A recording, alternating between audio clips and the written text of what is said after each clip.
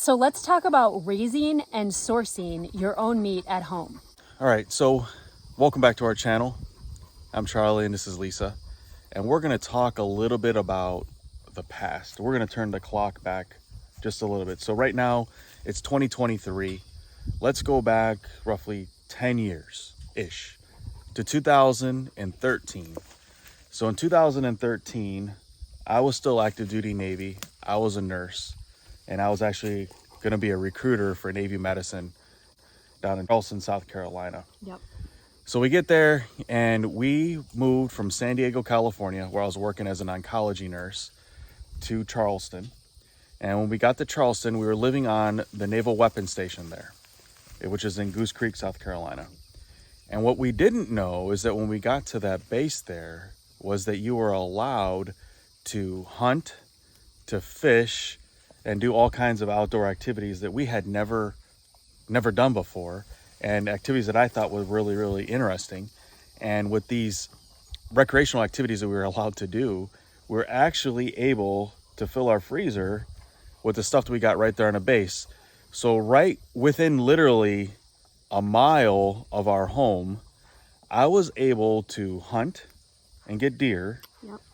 I was able to shrimp and get shrimp. And we were able to get blue crab right out of the little like brackish water like pond that was filling up with the tide. So it was really cool.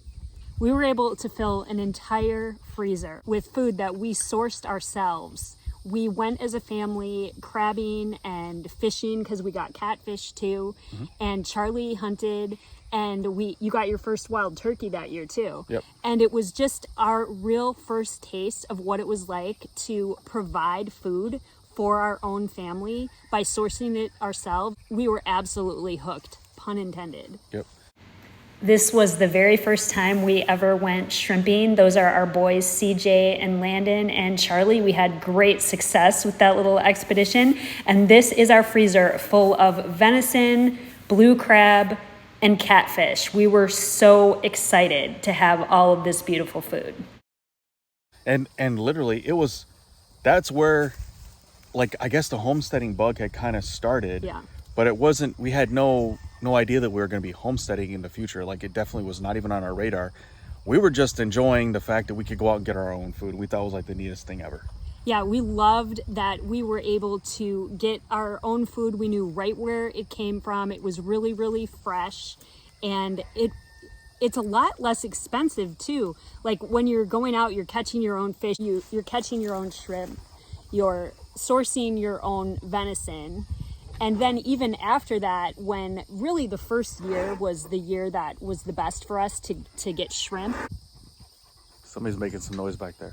We didn't have as much luck our following years in Charleston catching our own shrimp, but what we were able to do was we hooked up with a friend who was good friends with some of the shrimp captains, and we would pay $5 a pound for these huge jumbo shrimp. And so I feel like that is something that's really encouraging, even for those of you who really want to be homesteading, but you don't have any land yet. Talk to some of the local people in the area and see where they are sourcing their meat and fish themselves. So one of our goals here in the homestead is to be self-sufficient when it comes to our own beef. So we've moved to having some beef cows, or we currently have 2 Angus heifers, and once they have their calves, we're going to have them processed, and that's going to be our first round of our sourcing our own beef here on the homestead. So our heifers right now, and all of our cows, they are grass-fed 100%. I provide hay for them, and they're on the pasture. So right now, that is our first goal with the beef side of the house for self-sufficiency, is those 2 heifers, to fully raise them out and then process them. Now, moving forward down the road, we also have Jerseys. So we have Faith and we have Hallie. So those 2 cows, we are hoping, or bred, and down the road, we're hoping to be able to provide milk for our family. And if we can provide milk for our family, from that, we can make our own cheese, and we can make our own butter, and we can make other dairy products associated with that on our own, within our own kitchen. So this is Stella, and she's our last pig that is here. and she's really, really vocal. But again, towards self-sufficiency with meat, we have processed 2 pigs so far off of our property, and we've gotten pork chops, we've gotten ribs, and the last one, our last pig that we had processed was a Kuni Kun, and we turned him mainly into sausage, and we have really, really enjoyed that. Lisa can make some really, really good sausage biscuits and gravy.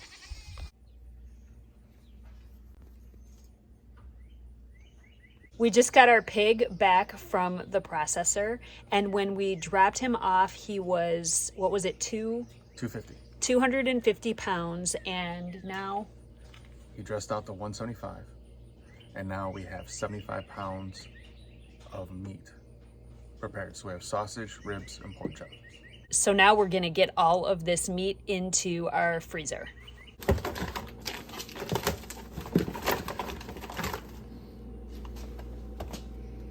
3, 4, 5, and 3, so that's 15 pounds right there. I'm gonna stack up the rest here. That's 20 packages of sausage.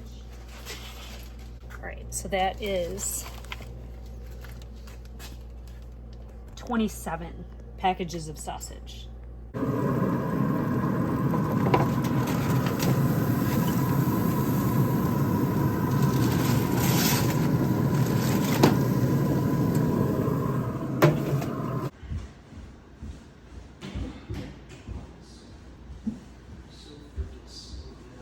So some of the best parts of raising your own meat at home and growing your own food at home is you know exactly what is in there. You know that there's no additives, you know that there's no extra ingredients. If you've got allergies, you can control that.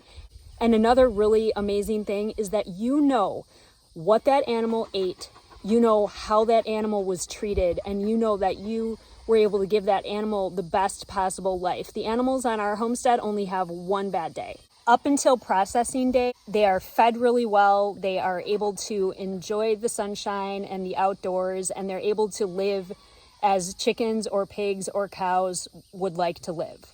These are our turkeys, and we raised our own turkey for Thanksgiving for the first time last year, and we are big fans of doing it. So we will definitely be doing that going forward all the time. And this was our Thanksgiving turkey on the grill, and I have to tell you, it was honestly the best turkey that we've ever had in our lives.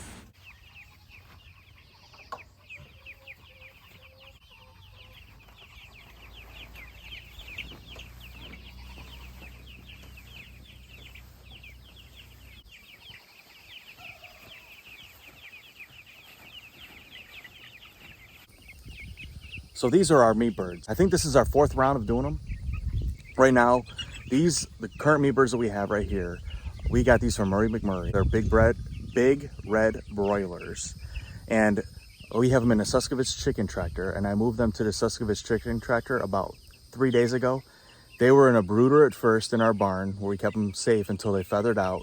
Then we moved them to a modified Tractor Supply chicken coop that I use to move around, just like very similar to how you move a chicken tractor around.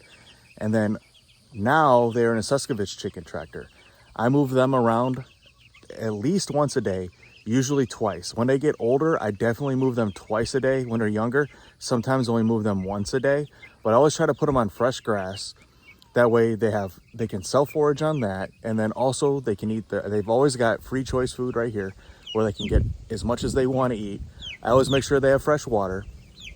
So by us growing our own meat birds, we have full control over what goes into our chickens. So Lisa makes some amazing recipes with her chickens. I love to spatchcock them on the grill. So it's a really good source of protein for us. These are all of the chickens that we processed on our last round of chickens. And we have it timed pretty well now where we have them pretty much up until the time when we're ready to process our next round. So you just saw the next round we're doing is in the chicken tractor, and I think we've pretty much got it down to a science here. As soon as we process one round of birds, we order the next round of birds. So we hope that this encourages you, no matter where you are in your homesteading journey, that you can source and you can raise food. Whether you are just dreaming about a homestead, whether you live on a military base like we did, or you're just getting started in homesteading, you can definitely find some creative ways to source your own food. And we would love to hear what stage you're in and what you are doing right now.